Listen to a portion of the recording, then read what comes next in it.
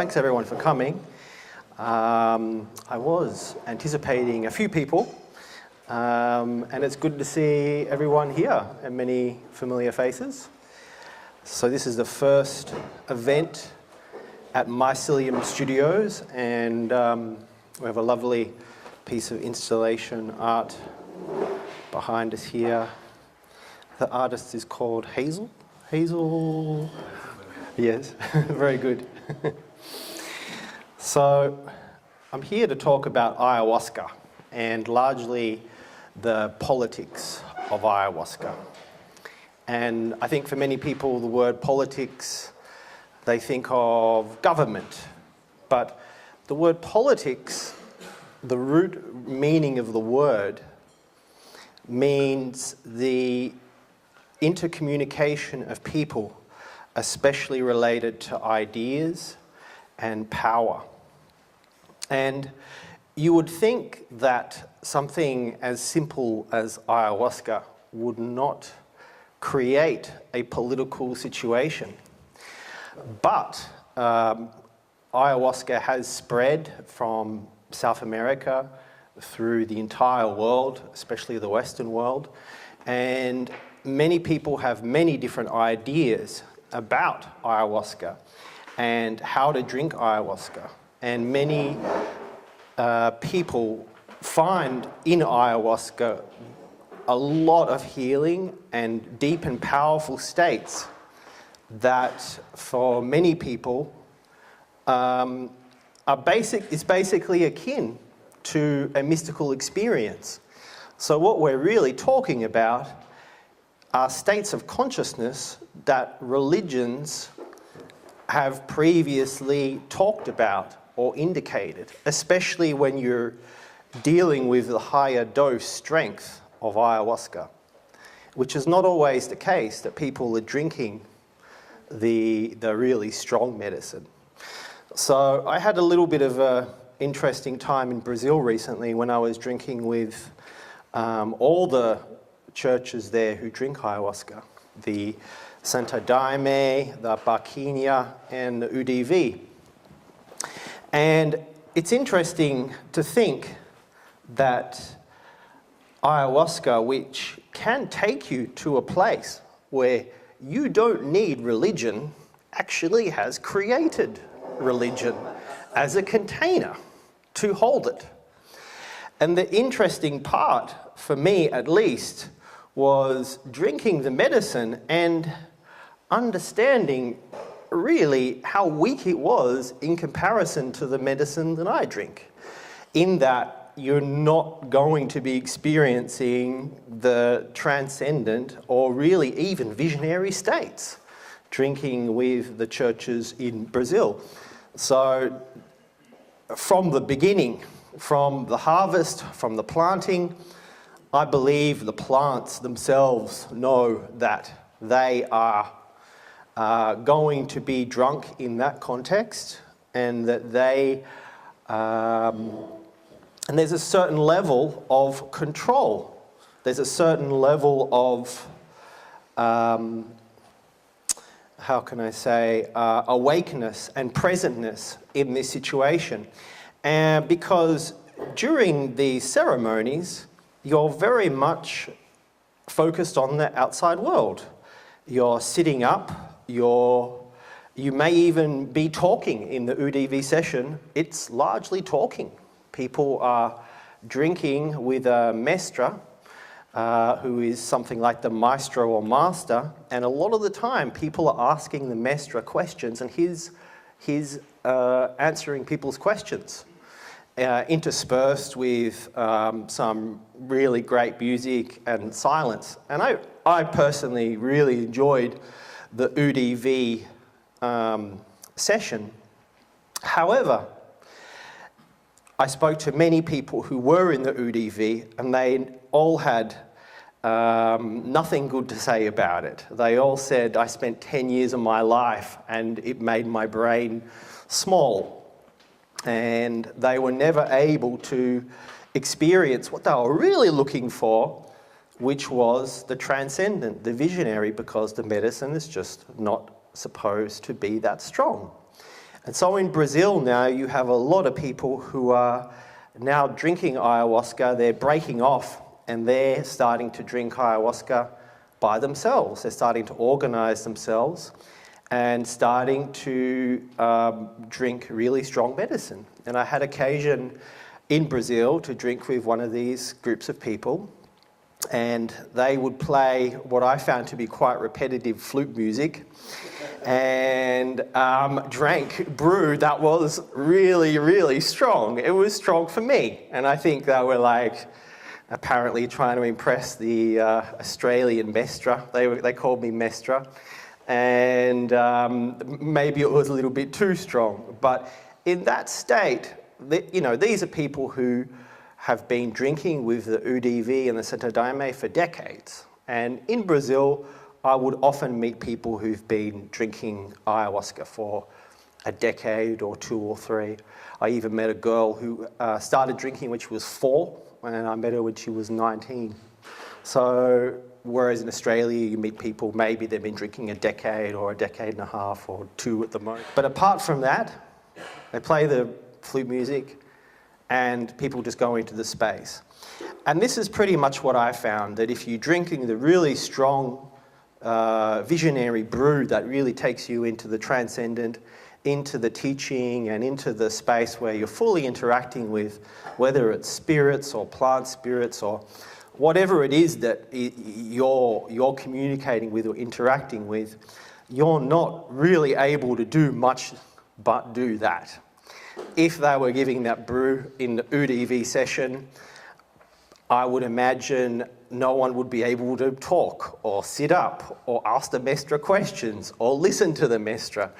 They would start every now and then, and I drank with them, there were like 150, 200 people. There would be people who'd start to, you know, have a little bit of a break with reality. They'd start talking. They would start actually, maybe they'd start singing or talking in alien languages or start going into dialogue or start screaming. And in the UDV, if you start doing any of those things, even with the relatively light dose that you do, I think they give you one chance, and then if you do it again, you're out. You're out. You're out of the whole UDV. So, as I see it, perhaps you cannot have a really strong visionary dose in the context where you are creating the rituals of religion. And one thing that really did surprise me, and I was not expecting perhaps, was the people I talked to, though many of them were, I suppose, would appear to us quite alternative people, is many people were quite impressed or taken with the doctrine of these churches, of the UDV and the Santo Daime, and the doctrines and the teachings made a great deal to them, which was a little bit surprising for me, because I would have thought that wouldn't the teachings come through in the state? And just drinking more with them, I realised that that wasn't necessarily the case. That if you're not really drinking the strong dose, you're not actually receiving the teachings in the state. So what we're experiencing in this day and age is almost a popularization of ayahuasca, and in many ways what we are experiencing is a little bit of a commercial enterprise. Even though ayahuasca could be considered straight out illegal in many countries, or it is a big grey area in many countries. I would consider Australia a grey area, because law enforcement have apparently no interest in prosecuting ayahuasca, same as in the States or the UK. You don't really hear of people getting busted anywhere in the world for ayahuasca. It's very uncommon. The issue is that it's become something of a commercial enterprise, and there's quite a lot of money involved, and there's quite a lot of competition and jealousy. And when we talk about ayahuasca, this is an interesting thing to take into account, that among the shamans in South America, say in Amazonian Peru, the jealousy is an ego, what we would consider ego, is perhaps almost a driving factor amongst the shamans there. And a lot of people perhaps don't understand the level of sorcery and dark magic that goes on in Peru, the level of jealousy that inspires the other shamans to attack each other. Say if you've got more French chicks and, you know, a bigger ayahuasca center and a bigger reputation than another ayahuasquero, many of the other shamans will, you know, have a go at you on a psychic level. And this is something that Westerners may not be able to comprehend or understand. When I first went to the Amazon in the mid-noughties, this was perhaps a revelation to me, that especially the older guys, I mean guys who are in their 60s, 70s, 80s, their tradition is pretty much based on what we would consider dark sorcery, or as a friend at the time said, well, for them, it's just video games. For them, the jungle is, you don't have video games in the jungle, so you drink ayahuasca and you enter into the Cybertronic Nintendo 64 realm of psychoactive magic, dark sorcery. And this is something that I think a lot of people underestimate about the Amazonian tradition. Not that there's any singular Amazonian tradition. This is another thing I'm consistently pointing out to people, that there are many traditions, there's many tribes in the Amazon. Australians, for whatever reason, are fixated on Peru. There are shamans in Colombia and Ecuador and Brazil and many different tribes, and they all have different ways of going about ayahuasca. But in general, the indigenous way, the pure indigenous way, is a lot more simple and down to earth and non-structured than Western people may think. When indigenous people drink, in my experience and talking to other people who've drunk with indigenous people, they tend to just drink the tea.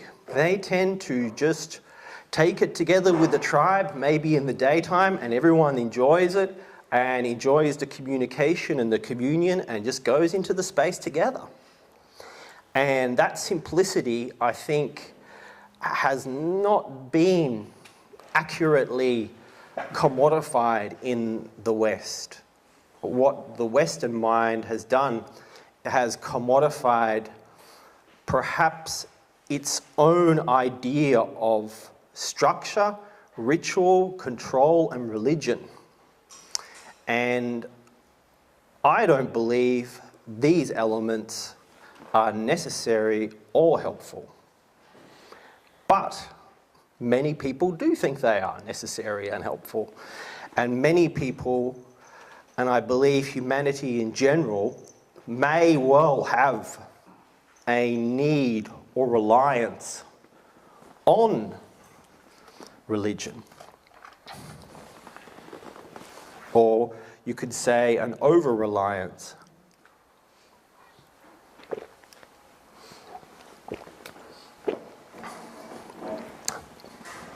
But in the space, and the space is pure, I think there's a tendency, especially in the Western mind, and not just in the Western mind, but in the Middle Eastern mind, and in the Eastern mind, and in the mind of the civilized man and woman, to fill in the space, to put something in the space, to enact a structure, to enact control, to enact a ritual, to enact some sense of importance, egocentrism, personality, ideology, mentality, all of the accoutrements of the mind and the structures of the mind. Because without these structures, there is something like a lack of respect, I believe. Perhaps the Japanese Zen ethos is a one where that spaciousness and that space is respected for itself.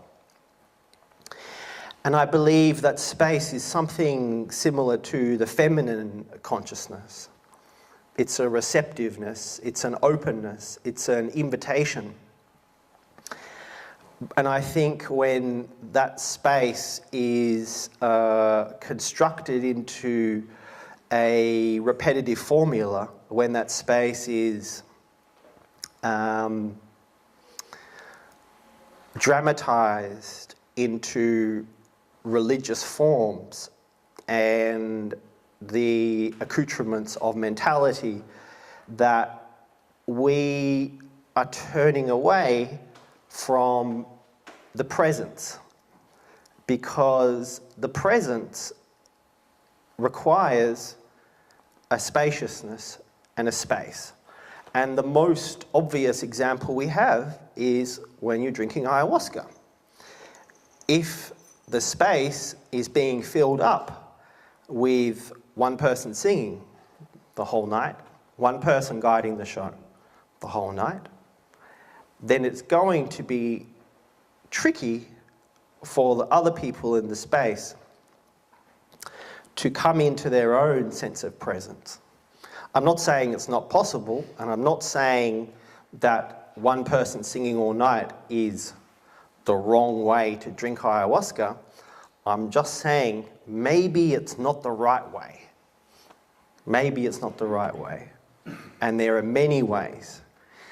And the interesting thing is how hung up people are about what is the right way. Because at the end of the day, it's just a tea made from plants. It's not that hard to make it. It's really not. You just put them in a pot, add some water, cook it, simmer it down, drink it. That's it. It's not that complex. There's no mystery, there's no magic. It's just tea. And if you think about our drinking of coffee, when we drink coffee, we just drink coffee. We talk and experience its effects, but ayahuasca has all this stuff associated with it, all this cultural stuff. And what I find curious about that is a lot of that cultural stuff is cultural illusions as well. And Western cultural illusions about what a shaman should be, what authentic indigenous culture is, or what shamanism is, all this stuff. But if you just drink the tea, and you drink really strong tea, you don't need anything else. And you're going to find out what shamanism is, because you're going to be in it. And I think if you do drink ayahuasca maybe 12, 2 dozen, 3 dozen times, I would say at that point, you get to the point where you work through your own stuff and your own crap enough that what we call shamanism happens for you at that point, if not earlier than that. And I think there's a certain mystique of shamanism in the Western mind. There's a kind of, it's almost like an oriental mystique that people have about what shamanism is.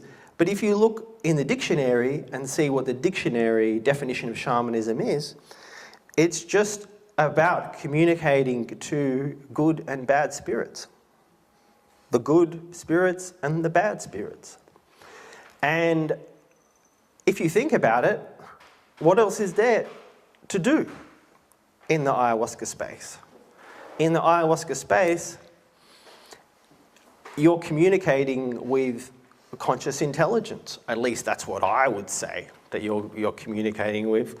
A lot of people have the idea you're just communicating with your own mind, or you're manifesting a hallucination. But I would say that perspective is very disrespectful of all the world shamanistic traditions, which do communicate that they are communicating with spirits, and they're communicating with these spirits, positive and negative, and in that way influencing the physical 3D world, you would hope. And I do believe that the future, or the way forward, is that more people simply step into what that space is. And that space is not actualized in the group ayahuasca space. It can happen in that space. You can drink in a group and go deeply into what is called shamanism, for sure. But probably you'll just want to drink ayahuasca yourself, and that's when you'll go the deepest. And my experience these days is quite wild. I find myself battling aliens in crazy dimensions. And that might not seem relevant, but apparently it is. And apparently these battles in other dimensions affect all dimensions. If you can affect one dimension positively, you can affect all dimensions. It's all connected. So this is my experience of the deep space and the deep consciousness that you can engage with.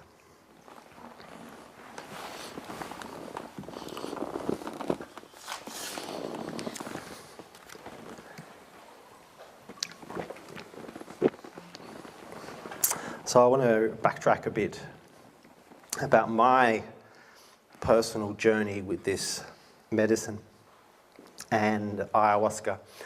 And interestingly enough, it wasn't ayahuasca that I started with. It was Syrian Rue and Acacia. And it wasn't a brew made from acacia plants. It was crystal DMT. And I first started doing this. I was taking crushed Syrian Rue seeds in veggie gel caps and eating crystal DMT in gel caps. And that worked incredibly well. And I would take not just 30 milligrams, I just look at the gel cap and just sort of fill it up to about a bit under half of that gel cap. I just shove a whole bunch of red waxy goo in there. And it worked incredibly well. And I started to do that by myself and outside normally. And I suppose I was living in Byron Bay at the time. I wasn't exactly another spiritual seeker, though I was certainly interested in such matters, and I was quite relatively involved in the scenes going on at the time and found it all quite curious and interesting, though not particularly enlightening. And when I started taking this combination, I found it incredibly enlightening, because the universe starts to reveal itself to you, and you start to understand whatever you want to understand. If you have the intentionality to want to understand something, you can understand it and comprehend it and bring it back. And I found that it was empowering to me, because I found that I was the microcosm. I was a hologram of the all. And so I could change anything I want in the matrix. But did I want to change anything? So what did I want to do? Well, that's a long story. But let's just say I would go into it really deeply, 2 or 3 times a week, into long dialogue, much communication, much revelation, and much understanding. And I was deeply deeply involved, and that was almost like a full-time job for me. In the beginning of 2002, I went out to Mount Buffalo with my grandmother, which is about a 4-hour drive from here. And I picked some acacia flebophylla phyllodes and cooked them up, made some tea out of them, and took them to a festival called Confest. And my immediate impulse was to want to share this tea with people. I thought that it was such wonderful, beautiful stuff that I wanted to share it with people. So that was the first group that I did. And I'd never done any kind of ritual or group of this nature, but I just did it. I just shared it with people and let people experience it. And it was incredibly magical. It was incredibly potent. People sent me poems afterwards about their experience. It was highly transformational. And so I couldn't actually not keep doing that. I had to keep doing it. And so I did, whoever wanted to do it. I started sharing the brew with, and especially with friends of mine. We would come together and drink. And I introduced it to more and more people in the group context. And I was already doing that with DMT, already giving DMT to whoever wanted to do it, I would share it with. So I saw it as a similar sort of thing. It's like, wow, this is incredible alchemy. This is very enlightening. This is really healing. With this material, I believe that people can make contact with with essentially themselves, with their divine nature, with the truth. All these platitudinal words become redundant in the face of what you can experience. And over the years, I just kept doing this. It's just continued. It's just become this rolling ball. It continued on.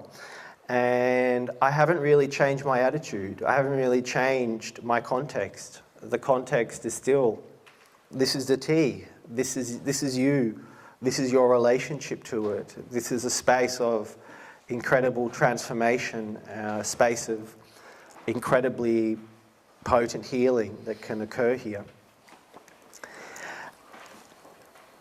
So in the mid-noughties, I went to the Amazonian Shamanism conference, and I began drinking with the shamans at the time who were giving people ayahuasca at the conference, and around Iquitos at the time.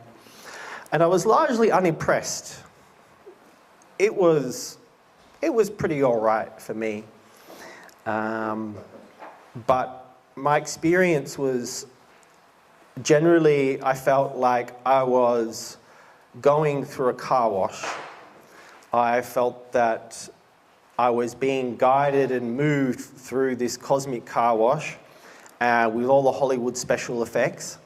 And I'd come out of it feeling superficially clean, but not deeply transformed. I felt a bit caught up in the whole show. But I also did find some of the facilitators, their approach and attitude was very similar to mine, especially the Mamayactas tribe from Ecuador, who are an indigenous tribe from Ecuador. They just give people ayahuasca and people would do whatever they wanted to do. They do it outside and they would do a clearing and a cleansing, but apart from that, no rules, no talking, no structure, no nothing. Just great people, just cool people. And people would just walk around, enjoy it. It wasn't super strong brew, but it was awesome. Just the spaciousness, again, that I'm talking about. And also Nilma Pandura, her space was more, it wasn't about her. She would sing a little bit. It was more about the group in that consciousness. Some people found the group a bit intense, in the sense that it almost became like psychoanalysis between the group participants. But in that space, everyone was allowed to contribute their song. Everyone was allowed to sing their song. And one man's song brought half of the group to tears. I remember as one lady finished her version of Wish You Were Here, I started singing a song in an alien language. So that was awesome. That was inspiring, because I was like, yep, this is a real group of people working together in this space. But, so I went back to Australia, and the next year I went again and gave a talk. And I did a dieta for a month, and really, sorry, for a week, and really made communion with the ayahuasca and had understanding of admixture plants. Drank with more shamans. But the message was, go back to Australia, keep doing what you're doing, evolve what you're doing. This is important. Don't worry about all this. You don't need any of this. So that's my attitude, that I don't need any of this, that it's about the plants. It's not about, at least from my perspective, the culture of mestizo shamanism. And a lot of people don't understand that, say, the area around Iquitos, it is a mestizo culture, which it's not a purely indigenous culture. It's a mixed race culture, which is been highly influenced by the Spanish and the conquest of the Spanish and the rubber tapping, and it's not a purely indigenous culture. So sometime around the late 80s and the early 90s, people started to take ayahuasca into Europe. And I happened to meet one of the people who was instrumental in doing that. And I've known and still know some of the people who were involved in the early 90s with ayahuasca, especially around Amsterdam. And in the beginning of that time, people would drink in a very simple manner. They would simply drink ayahuasca together. And they would not necessarily introduce elements of ritual or ceremony into this space. And perhaps a large part of that is because those people were very much involved in the Goa scene. What's called Psytrance now is a little bit different back in the early mid-90s. And in that space, people were coming together, taking psychedelics, dancing together, and engaging with that space together. So the people who started to take ayahuasca in the early mid-90s, their framework was, well, this is a little bit like a Goa trance party, and we take this ayahuasca and we go into the communal nature in the psychic spiritual dance and engage with that. And so this form is what is called freestyle form of drinking ayahuasca, funnily enough. However, since that time, not that many people have been taking ayahuasca in that way. I would say a lot of that is because of the expectations of the punters, or the people who are wanting to drink ayahuasca. A lot of people are seeking what they believe to be an authentic way. People are looking for some sort of authentic culture, some symbology that the tradition is appeased, that the tradition is being followed, because the tradition must be the right way, right? This is the mentality that a lot of people have. Like I said before, there is no tradition. It's many different tribes, many different ways. And there's not necessarily a singular craft, a singular practice, except maybe around Iquitos in the last a few dozen years. A lot of people don't know that both Jonathan Ott and Terence McKenna went to Iquitos in the mid-80s, and none of them could find a brew that would give them visions. And a lot of people don't know this because they think, oh yes, they've been doing this for hundreds of years. It's like, no, they haven't. Not necessarily. Around Iquitos, people would take ayahuasca, primarily the vine, and they will use some psychotropy viridis as an admixture to add light to it. They don't have any conception of DMT. The only time Jonathan Ott or Terence McKenna could get a visionary brew is when they said to the curandero, put more chocaruna in there, just keep piling it in there. And that's when, all right, the gringos got their fix. They got their desired result, which is the visionary state. And I do believe that there is a reason why the gringos are seeking the visionary state, is because the gringos have invested so much of their mental energy into their hyper-industrialized, hyper-mental, hyper-everything, hype world, that that they've really lost the ball, that they really ceased to be in contact with their own consciousness, with their own soul, and their own essential reality. And I do believe that people are sincerely seeking a true connection to themselves, and what traditional religions are pointing at, their finger pointing at the moon.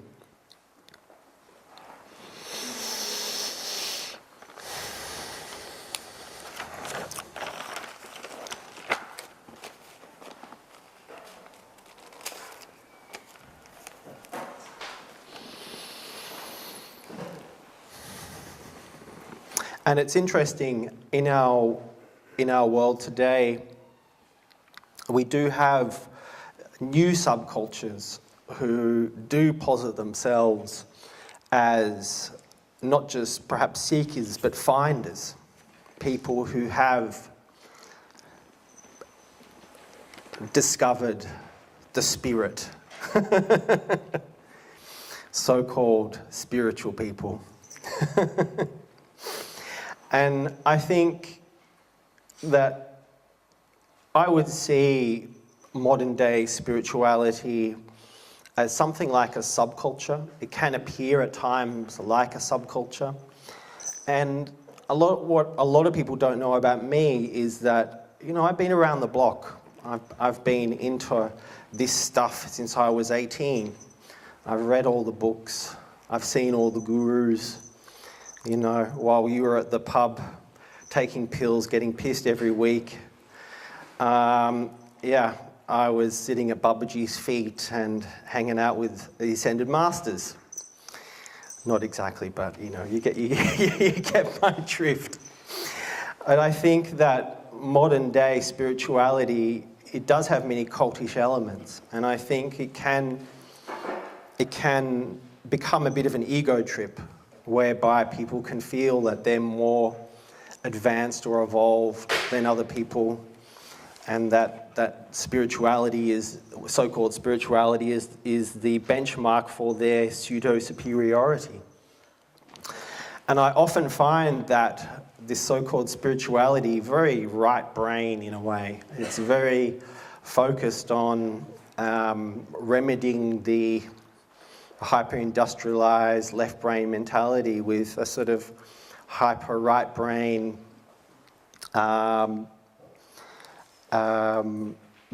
a sense of intuitive feeling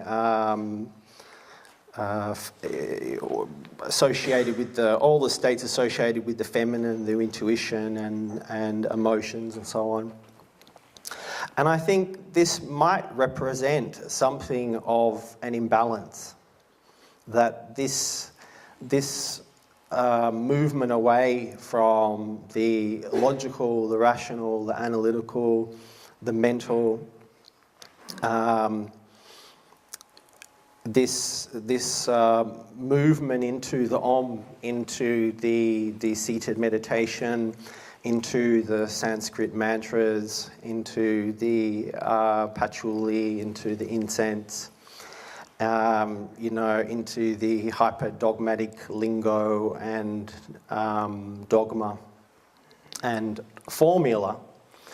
I think this can be, in a way, repressive of the individual. I think this is, to me, just another punk movement. In my understanding and experience, the subculture is inhibitive and repressive of the individual. And part of me feels that I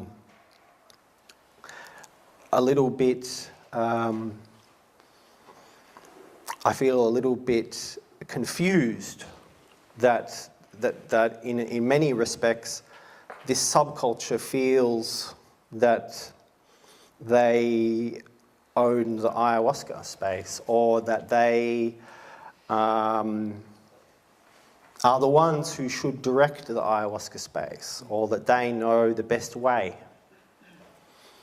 Just as I feel that the people involved in the psychedelic world, the scientists, the left brain people, the people who are more aligned to the medical model of taking psychedelics, that they believe they know the right way and they know the truth. I suppose I'm more into collapsing these identity structures and these formulas and these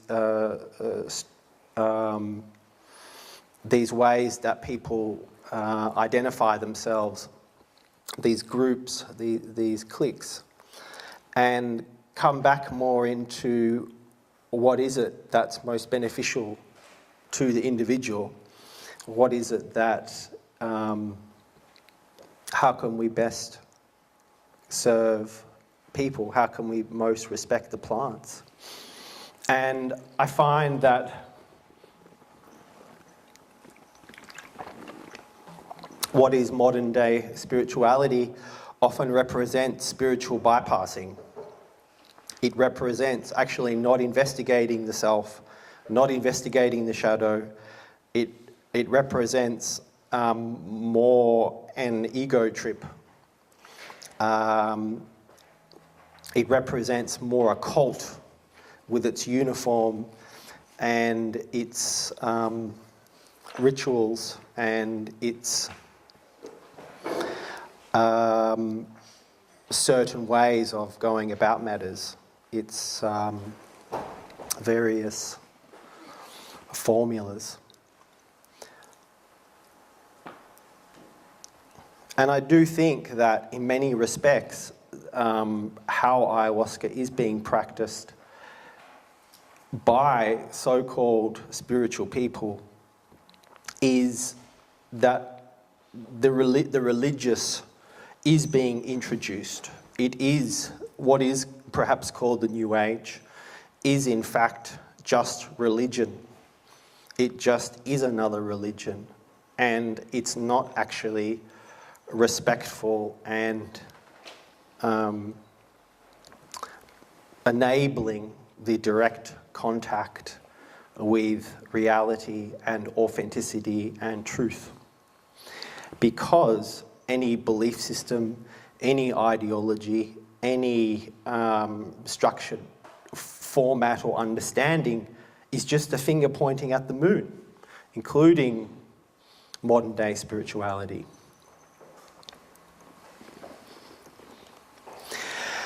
And from what people tell me, that a lot of how people are drinking ayahuasca around the world today may well be some sort of masturbation, may well be a kind of, tokenistic display of ritual, of doing the right thing. And I meet people all around the world who tell me of the times that they drink with various shamans or curanderos. And I met this woman recently who said she drank in South America with a shaman, and there was an American woman running the centre. And they would have to spend all night sitting up singing these songs from songbooks that even the shaman wasn't into it. They would just keep going the whole time. And obviously this woman had the idea this was the way to drink ayahuasca, that this was the right thing to do. And for everyone there, including the shaman, they were just like, this is almost distracting. Again, it's this outer action, it's this this idea that we've got to do this way, and this outer action is the right way to go about it. And in that space, there's no space for investigating the self. There's no space for realizing oneself and understanding oneself and going into the communion, going into the shamanism. And this is the common paradigm, that people believe that you should be sitting up and singing some songs the whole night. This is very common. And I'm not saying that that's the wrong way to drink ayahuasca. I think that I have experienced those spaces and people singing together, and I can see the appeal in it. It's great. It can be really nice. It can be very pleasant. But also, I think that a lot of the time, if that's the only thing that's going on, you're not really allowing the individual, the space, to really make contact with themselves and the plants and the consciousness that's present.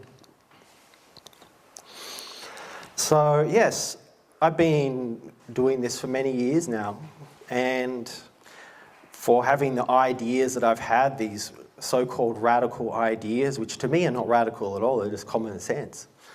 I've gotten a lot of flack. People have spent a lot of time and energy attacking me, spreading a lot of negative gossip, and in general, I think people who've been to conferences over the years in Australia have been surprised at the overt politics. And in many respects, someone like myself seems to stimulate the politic. And people would like to communicate that I'm the odd one out.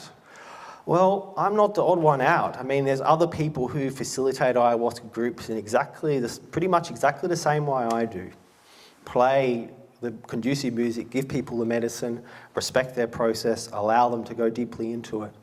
And some of those people have been doing ayahuasca for many, many years, longer than me, and are respected elders in the global community. So in many respects, how I've been approaching it is nothing new and no big deal. And there are other people, maybe not huge numbers, who have a similar sort of approach, and they're more aligned with the psychotherapeutic conscious understandings of the deep work that can occur in this space. So reflections upon that politic, I find perhaps my talk is a reflection upon that politic, that everything I've said tonight is perhaps my response or my feedback to the accusations that I'm some sort of cowboy shaman, which I'm surprised actually is considered negative. To me, it sounds like a great thing to be. In the Wild West and the frontier here. You're off the country, Vic, after all, mate. Something like that, yep. So yeah, I think I've covered enough for now, and we'll put it out there to questions. If anyone wants to ask a question. Yep. Okay, so have you made any strong, good friends in the spirit realm that you've known for a while? And also, just on the fighting the aliens thing, have you ever spoken to a dragon, and do they have dragons? What? Have I ever spoken to a dragon? Okay. All right. I didn't quite catch that. Dragons talk to aliens. Did dragons talk to aliens?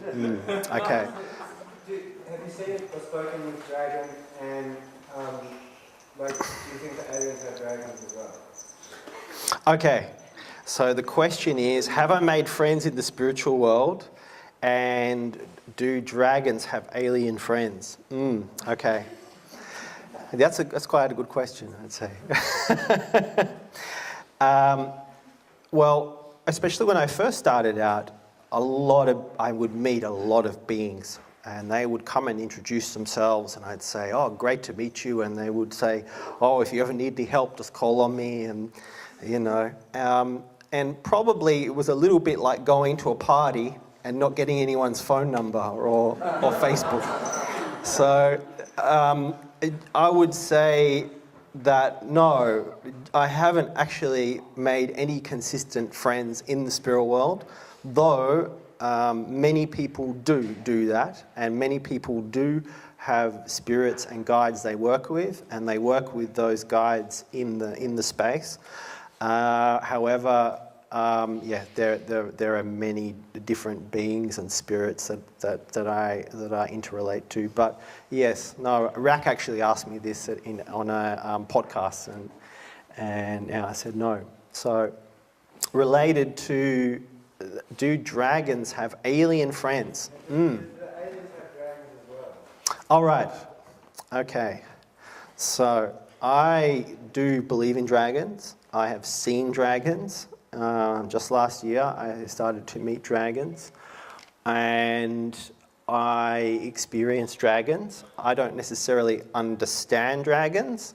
I'm not talking about dragons in the physical form. I'm talking about dragons in the etheric dimension. And what's interesting about dragons is that you do see them pictured in coats of arms. You do see them pictured in quite formal context, as as the icons of banks and institutions. And I have a tendency to believe that dragons are certainly not all bad, but I certainly don't necessarily think they have our best interests in mind. And I'd certainly watch out for their fire, because it's like on a spiritual level, it's not going to burn you up, but I guess there's only a little bit of a lame way to see it. I think their fire can cause you bad luck. I think in African traditions, they see things in terms of good luck and bad luck. Maybe that's some sort of translation, but I do think that if you are attacked by such a creature, that the result is something like bad luck. That's how I would translate it into what you will experience. So the question: Do aliens have dragon friends, or? I mean,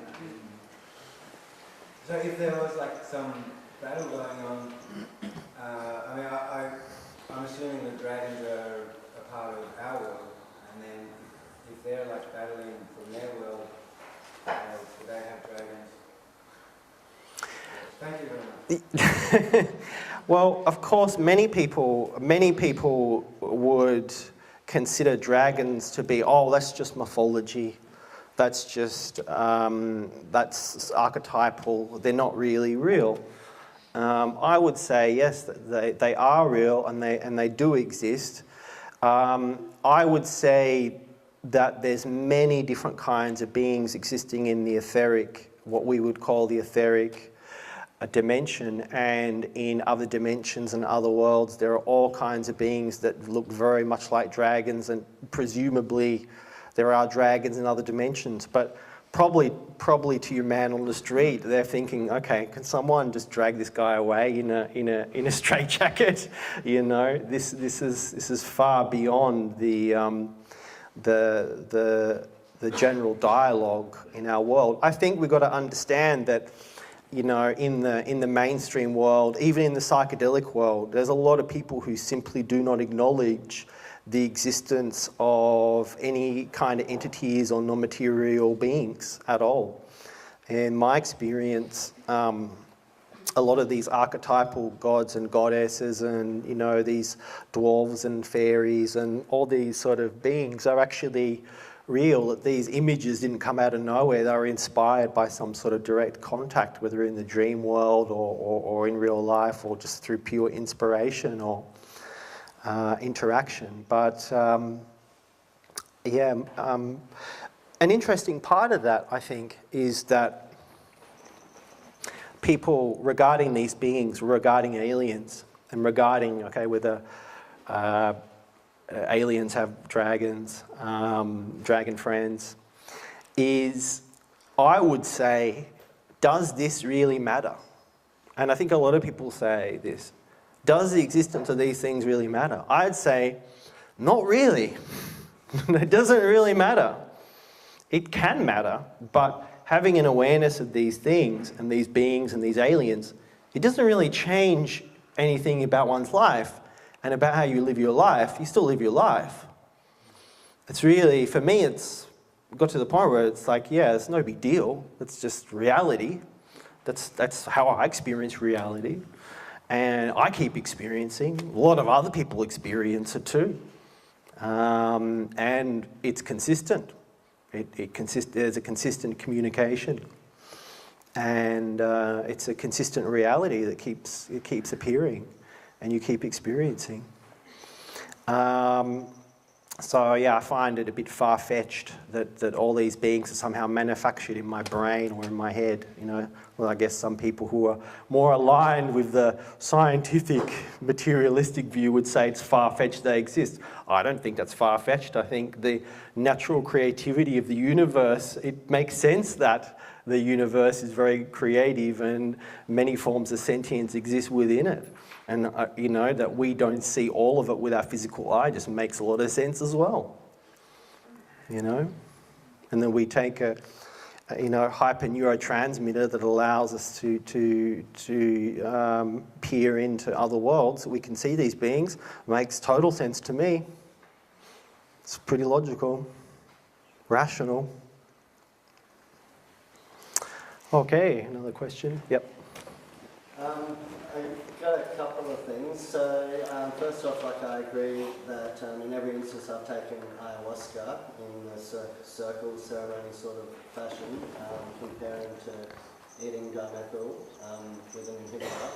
I've always had a much stronger, more colourful, more longer experience. And definitely way more profound and a lot more satisfying when it comes to looking at yourself.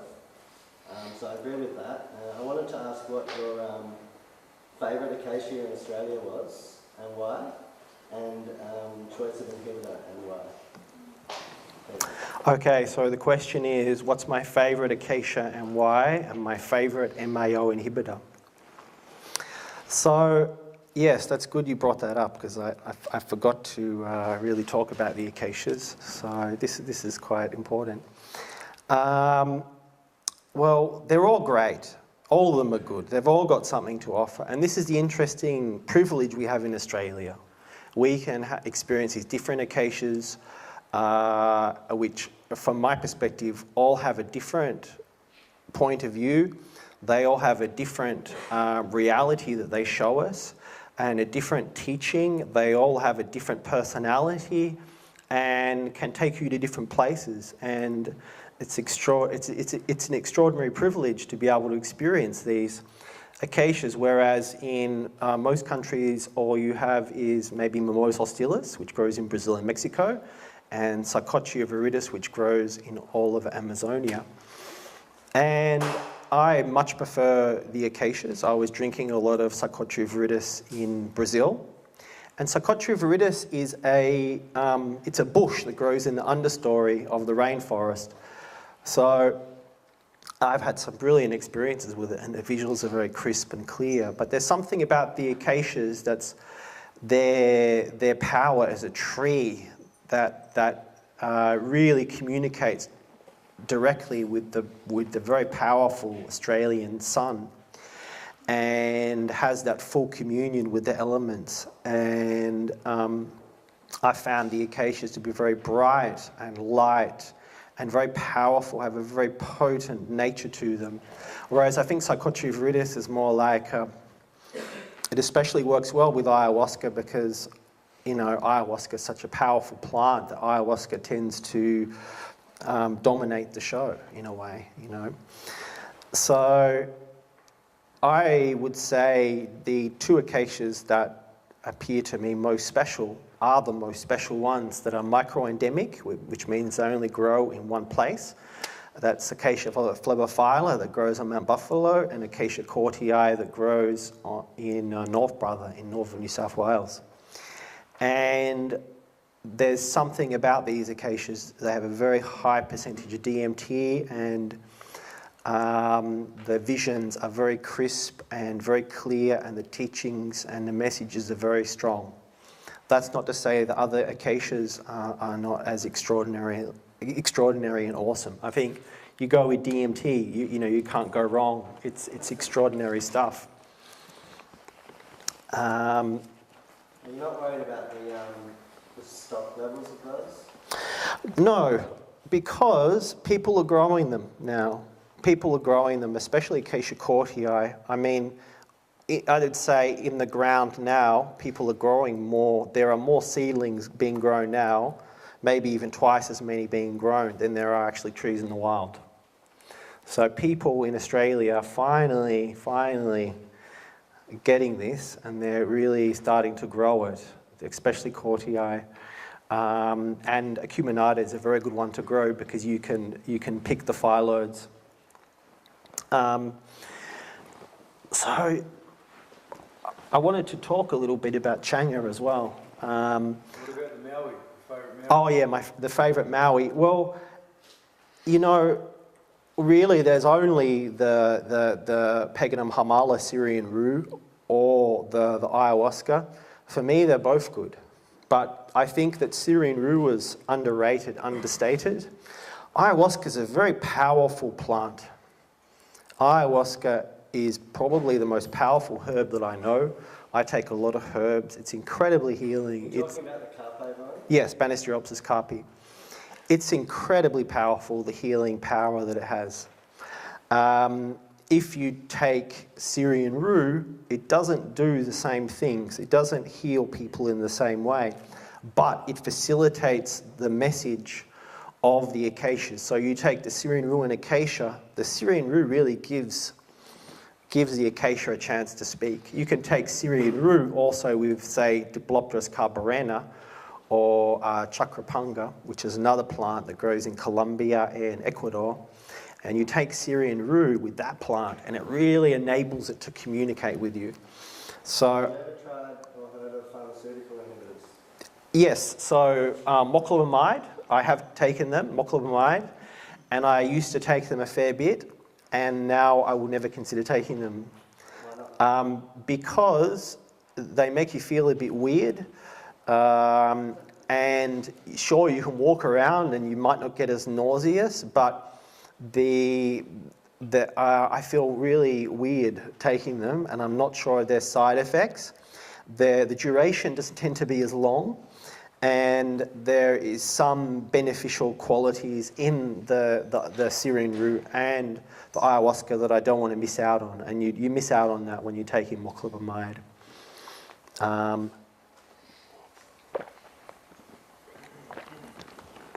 So yeah, I just wanted to talk about Changa a little bit, and I'll go into answering more questions. So Changa is something that I came up with in the early noughties, 2003, 2004, and it's a combination of ayahuasca vine and other herbs combined with DMT, and you smoke it, and it's like some people consider it a smokeable form of ayahuasca. And yes, the ayahuasca does facilitate a clearer state. It does facilitate a longer duration, which is unmistakable to those who have experienced smoking DMT and compare it with Changa.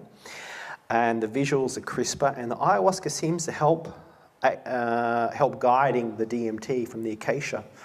I know people who say that they've just had a long stint smoking Changa and then try smoking crystal DMT, and I know one guy who says that the words came up in bright letters, "Where's my copy?"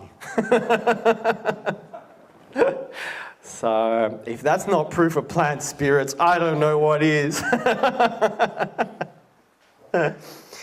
But the interesting thing about Changa, for the sheer experience, for the sheer revelation and communication and communion, yeah, that will take you deeper than the deepest states of most ayahuasca experiences. For that 10, 20 minutes, you'll go deeper than you will with a brew, pretty much all brews, and you will experience in that time maybe as much. In that time you can experience a lot of benefits, you can experience a lot of healing. And the actual visual experience, I think, if you're smoking DMT through the lungs, is clearer and crisper and superior to the oral brew. But ayahuasca purists do not like this idea at all. They do not want to acknowledge that. But I consider that very evident, very clear. It does not mean that Changa is a superior medicine and everyone should smoke Changa and stop smoking, stop drinking ayahuasca. I believe that it's in the many few hours that you can do the deep work on yourself. I do believe that taking it through the digestion and spending a lot of time with it is where you're going to experience all the stuff that's not working for you in your life. And that's the real power of ayahuasca. That of really being faced with all the bullshit and all the stuff that doesn't work. And that's the real work, as far as I can see it. Just looking at your own bullshit and having to let it go and vomit it out. And that's incredibly potent work. And for me, that's the essence of what ayahuasca is. If you're taking Syrian Rue and Acacia, that is not necessarily going to be the experience that you have. It may well be a more visionary, cerebral, psychoanalytic, visionary experience. In many respects, I think Syrian Rue and Acacia is what people were really looking for in ayahuasca. And it's something that a lot of people may not understand, is that even with Syrian Rue and Acacia, sometimes, especially for first timers, its interest, as far as I can understand, is in healing you. It's not there to give you visions or entertain the monkeys. It's there to work on you, to help you to heal spiritually. So it's there to do spiritual healing work with you. So it's not, the visions aren't necessarily important. It's not, some of it's just eye candy to keep you entertained, You're not necessarily always ready to meet the gods, It's meeting the gods and goddesses is not a right. It's a privilege. You must be prepared. You must sanctify your temple first, in a way.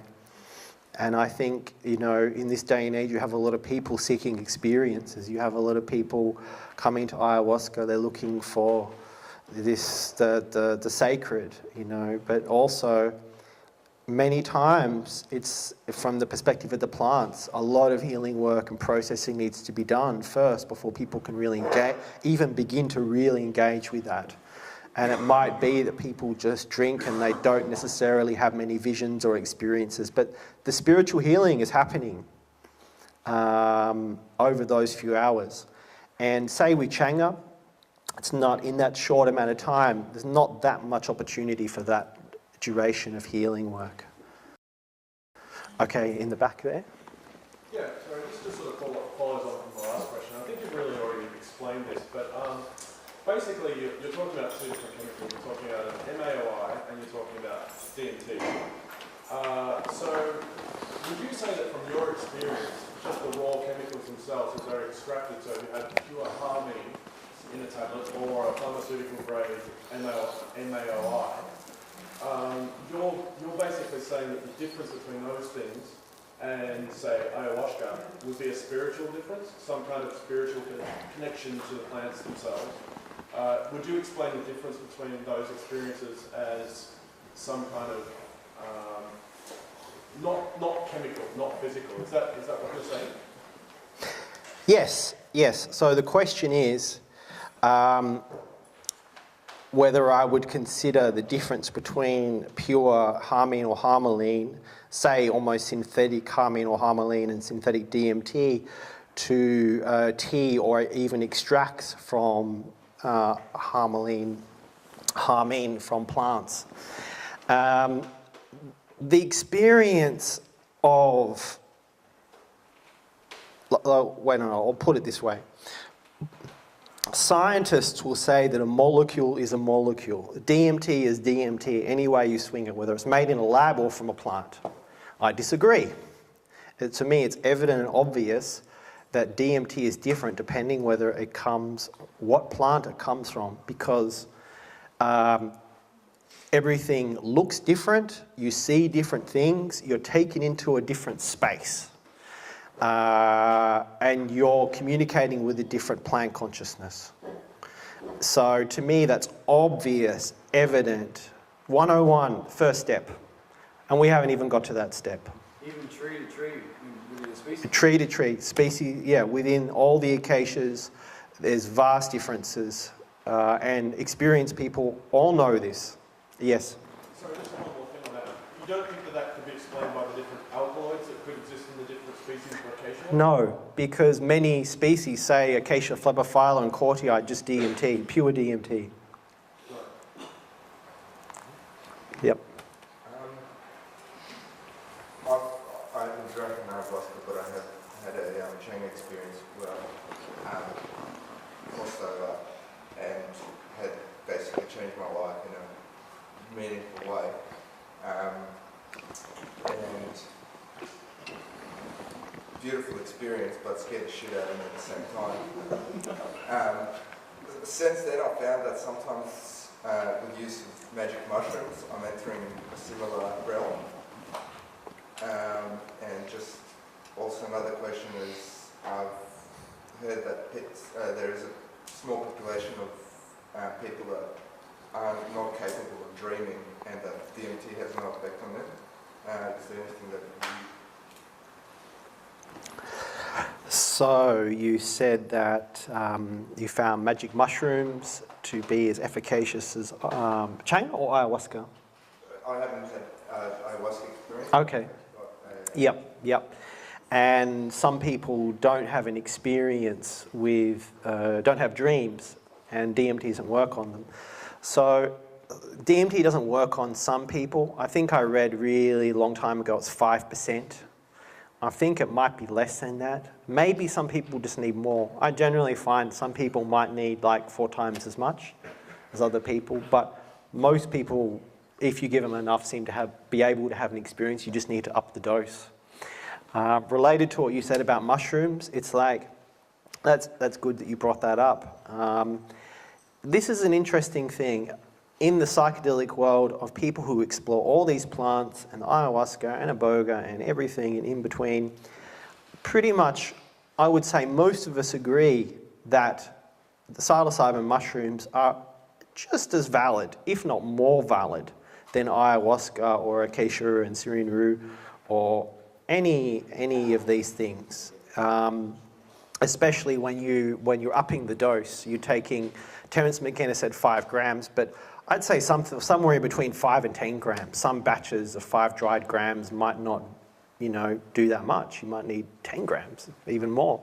The Kalindi E is talking about up to 40 grams, though I'd say more than 10, 15 grams is more than enough for most people. But Terence McKenna said, he didn't say, he knew about ayahuasca, of course. He didn't say, take ayahuasca by yourself in a dark room.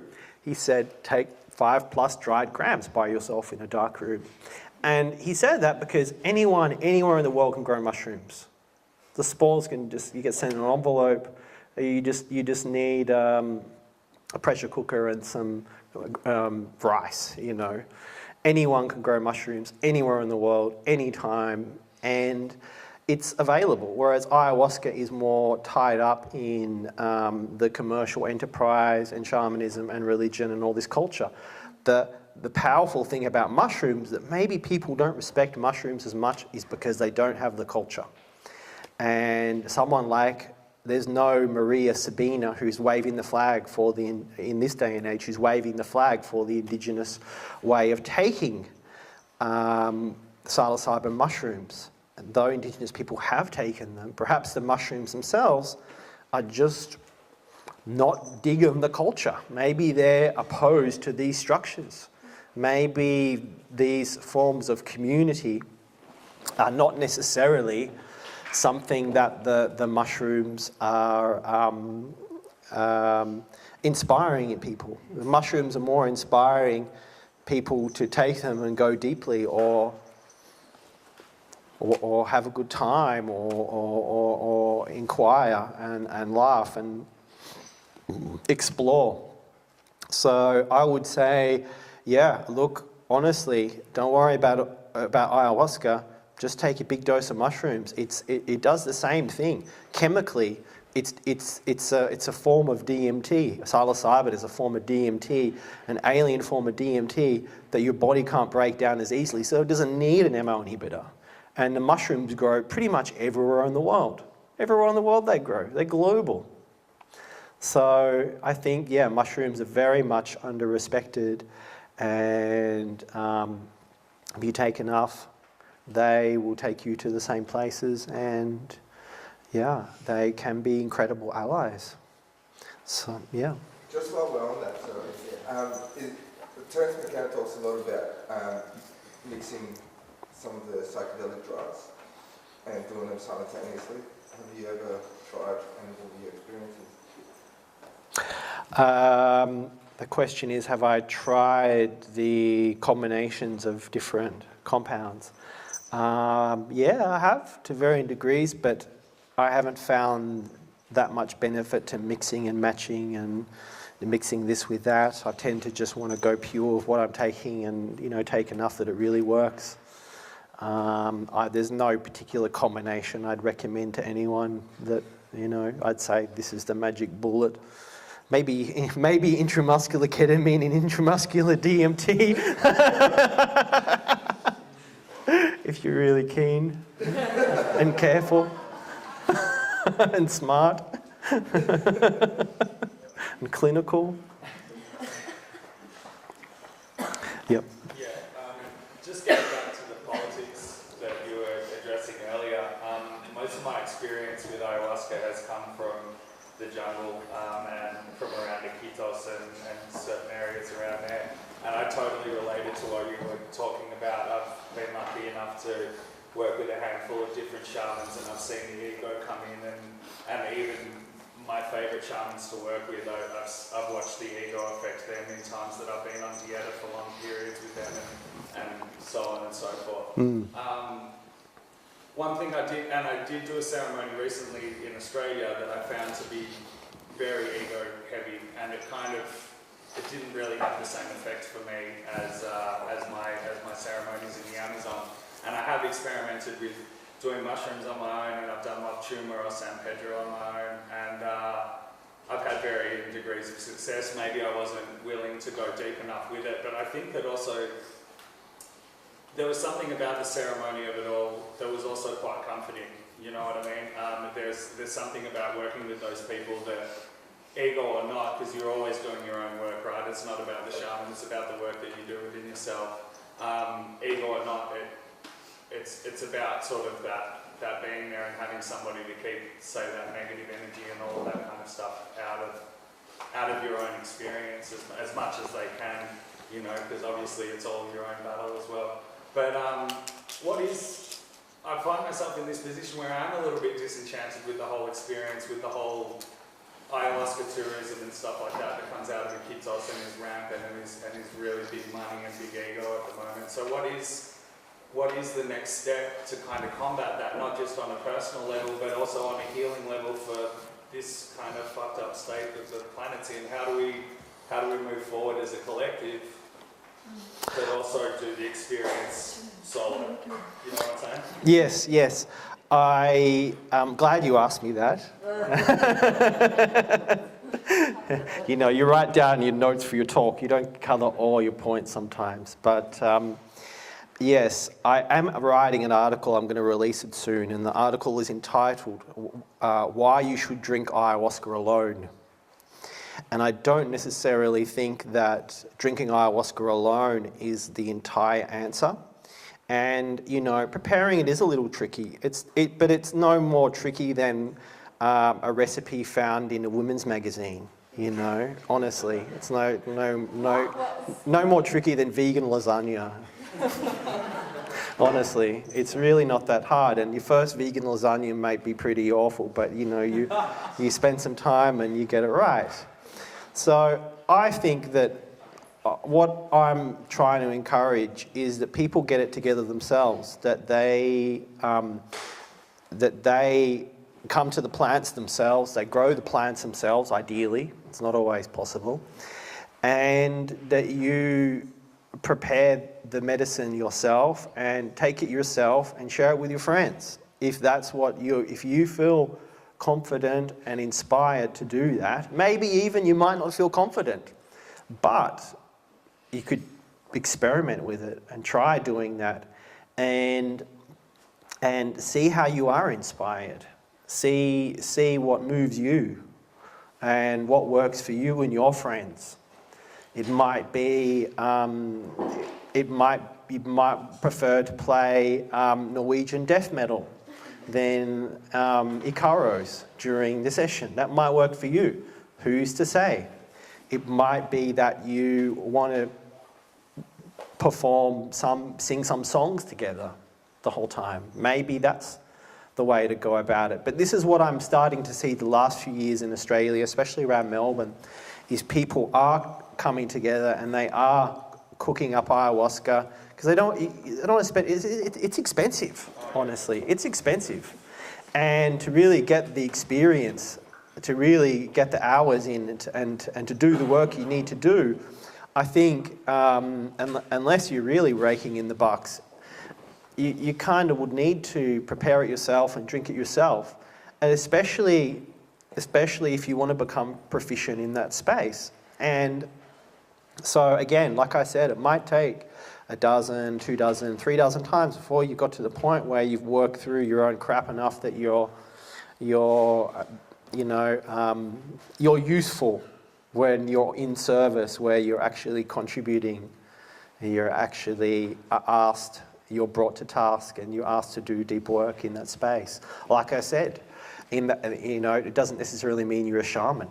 It's like, okay, but not that I believe in the word anyway, and the mystique of the word. It's like you go into a natural form of just working with the space. Well, I guess that was my experience, right? Was when I went to Peru, I was expecting to go there and meet like some toothless dude with shrunken heads around his neck, and it was going to be this real fucking, in a cave somewhere, and it didn't turn out to be that experience. And I ended up working mostly with gringo shamans because I felt like they were more coming at it from a healing perspective than a financial perspective that a lot of Iquitos is about. As you said, like the Spanish, the conquistadors were greedy people, and I think they left that sort of greedy feeling. But I also found that the Icaros and stuff to be quite, sometimes they could really shift and move my experience. And sometimes the Icaros, if I'm doing psychedelics on my own, certain Icaros come back to me that can lead me into certain spaces again. But I'm really curious about this idea of doing it on my own. Well, in many, say in the Shipibos, they consider the plants the teachers, and people overstate the idea that there's some, shaman teacher who's going to tell them all the secrets of the universe. It's like, well, you just take the medicine and the secrets are revealed, and you can find out yourself. You don't need, big daddy shaman man to guide you and show you the way, because the way is simply present. It's like you don't need the religion, you don't need the priest, which the shaman is a replacement for. And I think what you were saying about the egotistical element is it's a big problem that a lot of these shamans, I mean, I met one shaman who used to be an ice cream seller. He used to sell ice cream. And you could kind of see him as an, you can see, oh, I can see you on, you know, with your little Hitler moustache selling ice cream, and, you know, kids coming up and buying ice cream from you. And no, just a pistachio and chocolate.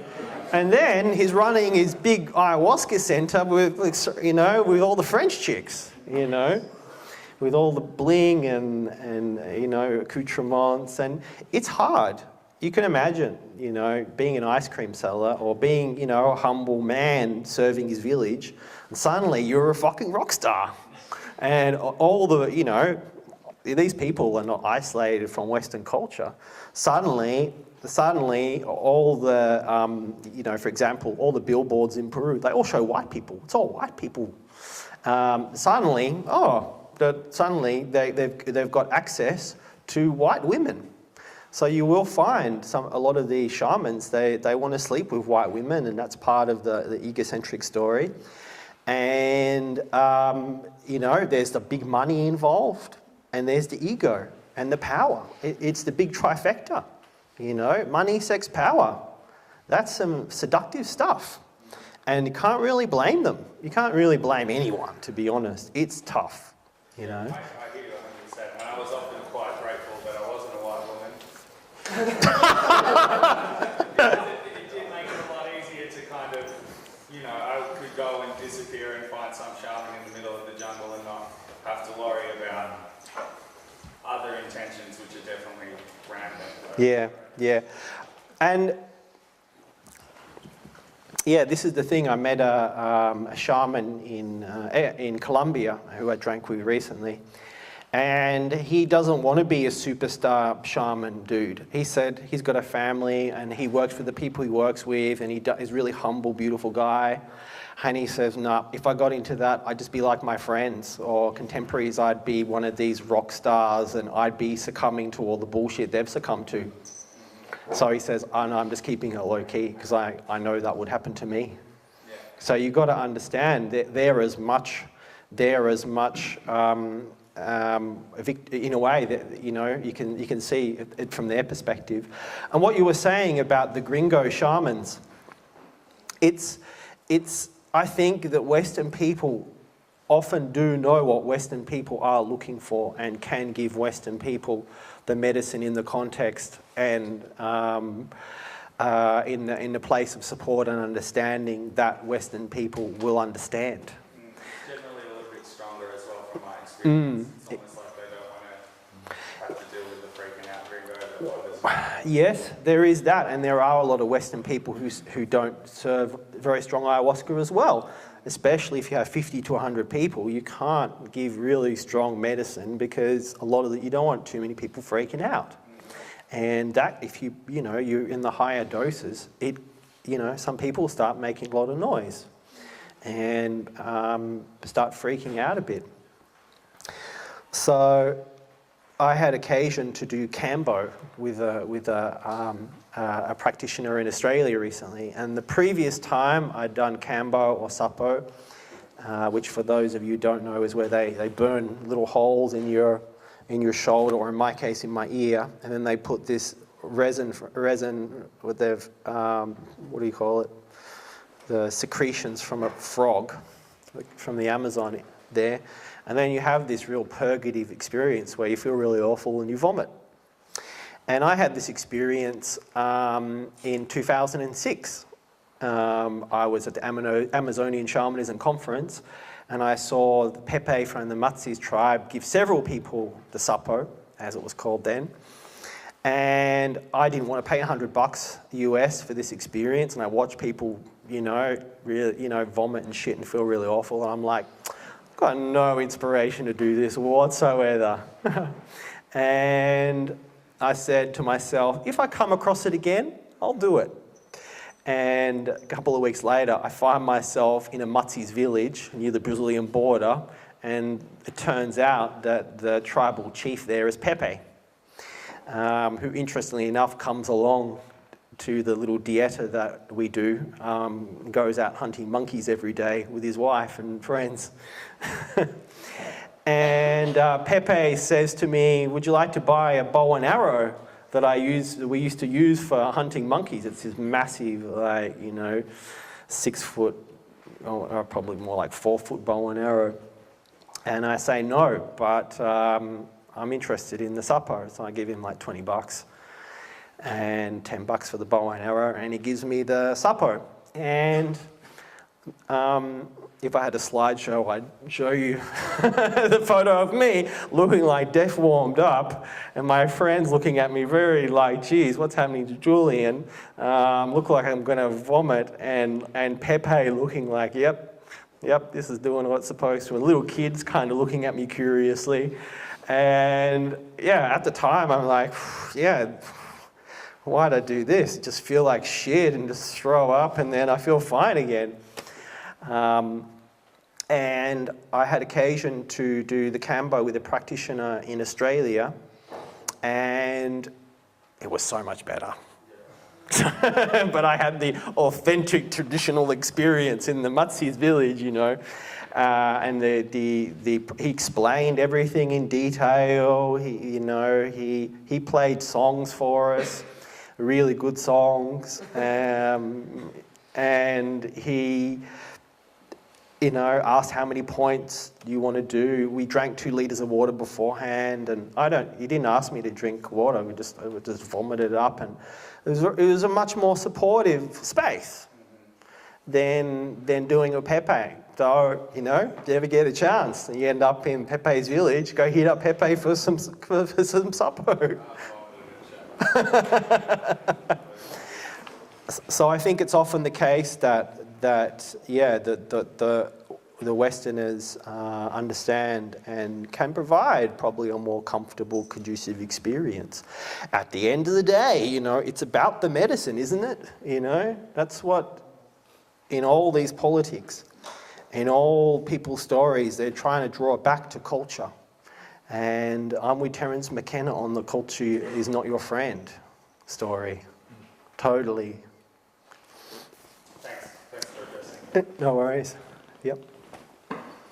So I had a bit of an emotional response to something you said earlier about intuition and emotions and it being more feminine based, because in the other things I've heard you mention thus far, it sounds much more like an overarching view of patriarchy and where the ego is coming from. So is there something particularly where you said we go from the left side of the brain to the right side of the brain?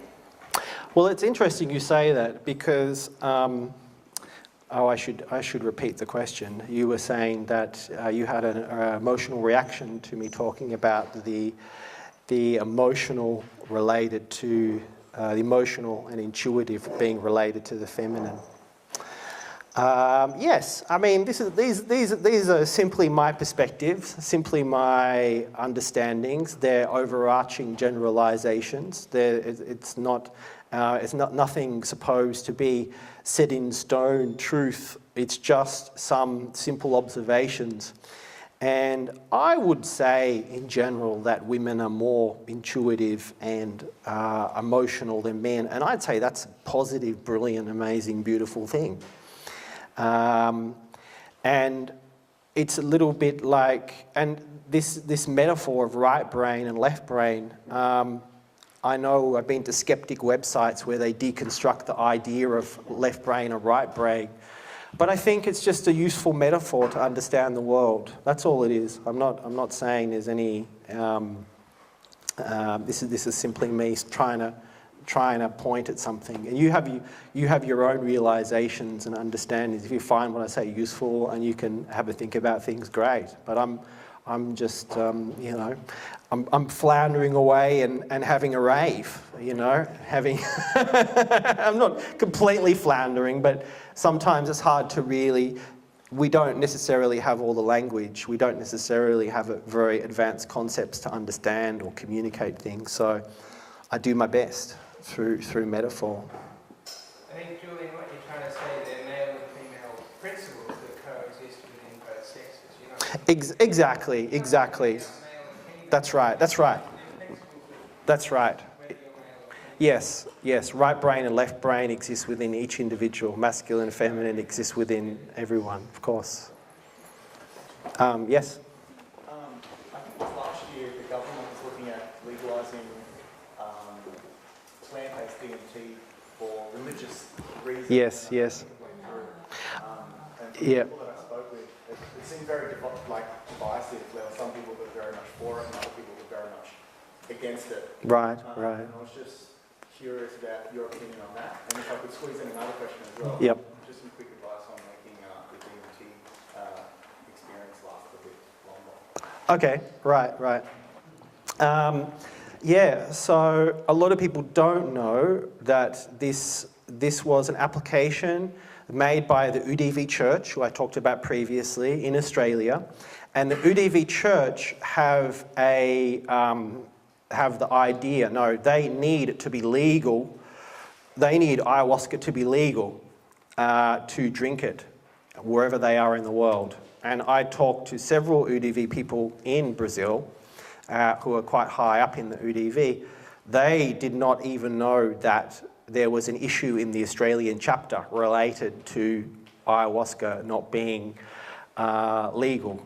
They said, well, we've got all the permits and send the plants over there. There's no problem as far as we're concerned. I haven't communicated with Australian people from UDV, but obviously they see this and they were the ones who put forward the money to make a submission to the TGA. It's like a 5-figure amount. And the TGA had to consider their application. And really, they were probably never really going to get anywhere with that proposal because the TGA are a regulatory body and it's really in the realm of state laws and federal laws that there would need to be a shift and there would probably need to be some sort of court case and challenge to these laws. My legal advice tells me that these laws could be changed much more easily than we think. And this is from very esteemed lawyers. Related to your second question, how do you make DMT last longer? Well, you can take Syrian Rue before smoking it and make a tea from, say, 3-4 grams of Syrian Rue, and that may extend duration even up to an hour or longer. Or you smoke Changa, or smoke it 2 or 3 times, and by the 3rd time, it may last up to an hour. Over a couple of hours. Yep. Contraindications with smoking Changa? Is there any? No, there are no contraindications to smoking Changa, as far as I know. Some people may have a strong reaction to it. MAO inhibitors are not advised in general, smoking Changa. And I would say, it's the SSRIs that is a real issue.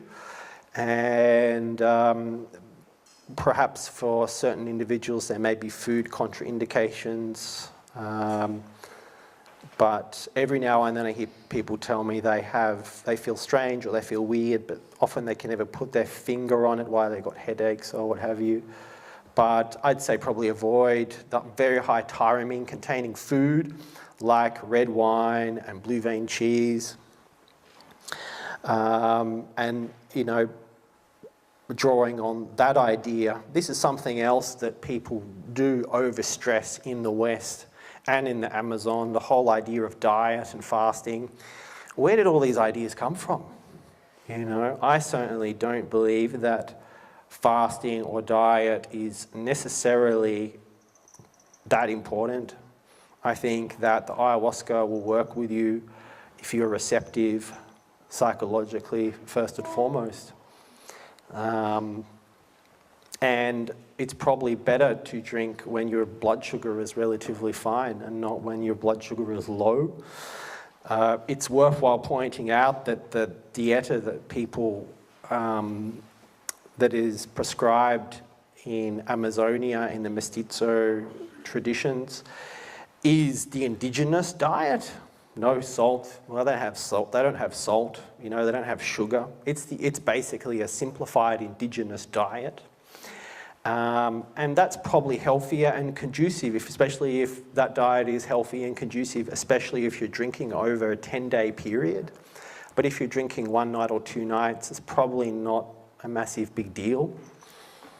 And the other thing is the contraindications, the idea there's all these foods you shouldn't eat before drinking ayahuasca, is largely a Western invention. And Dennis McKenna talked about that when he was in Australia 5 years ago at a conference. And he said, yeah, this is largely a Western invention because of the contraindications of foods that people should not eat when they're taking pharmaceutical MAOs, which, again, it's not necessarily every person who has those contraindications. It might even be 1 in a million or less. But when they first introduced these pharmaceutical MAOs, like moclobemide, they found some people did have very strong reactions to them. And that's why those contraindications or warnings to restrict restrict various foods came into existence. How relevant all these foods are with ayahuasca and Syrian Rue is very debatable. I say to people, avoid the very high tyramine containing red wine and blue vein cheese, because I think they contain 3 times the tyramine of the other foods.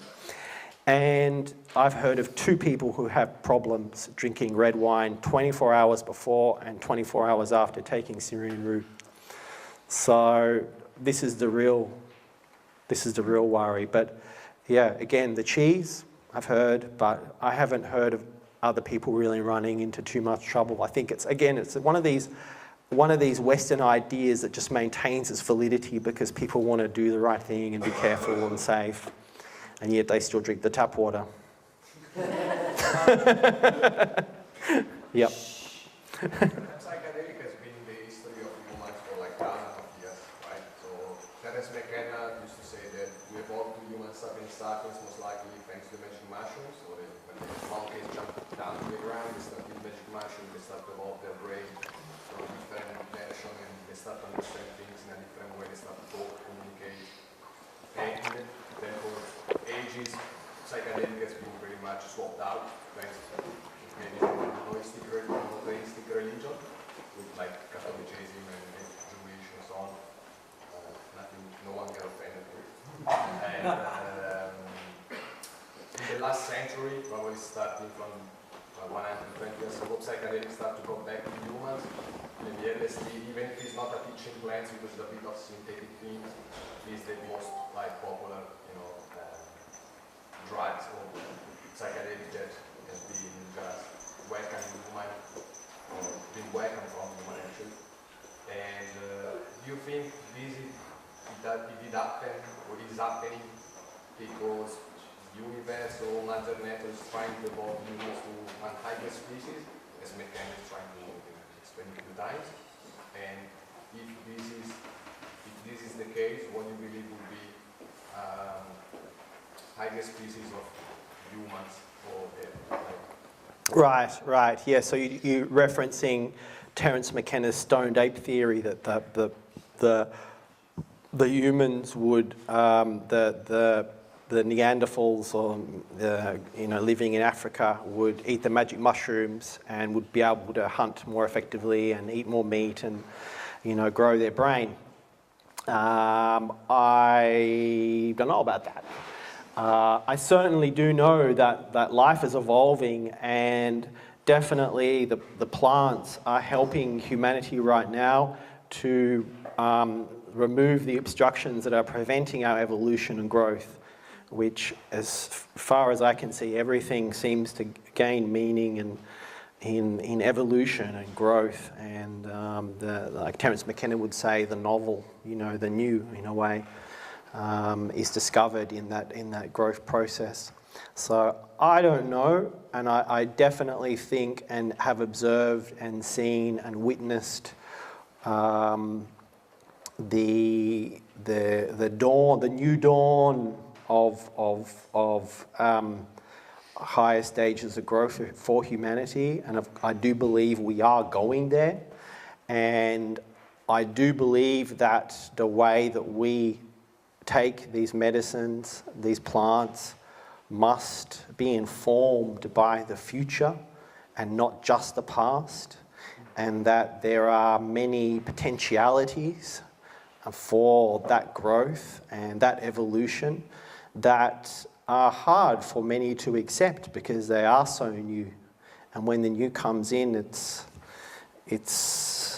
not tried and true as much as the old ways. But in many respects, I think a lot of people realizing, wait on, the old ways aren't working so well, and they're not working the way we want it. Like, for example, the people I met who broke away from the UDV and the Centodiame drinking their own way. And I think there is an evolution in the ayahuasca space of realizing these states of consciousness like telepathy. In the beginning, ayahuasca, the compound harmine was called telepathine, for example.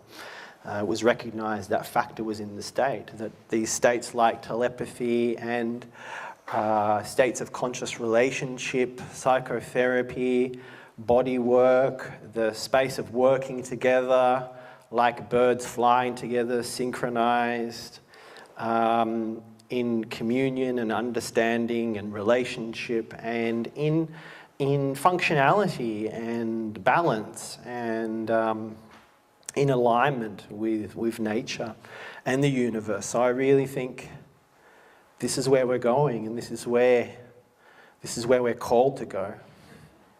So yeah, that's the conclusion of this talk. Thank you.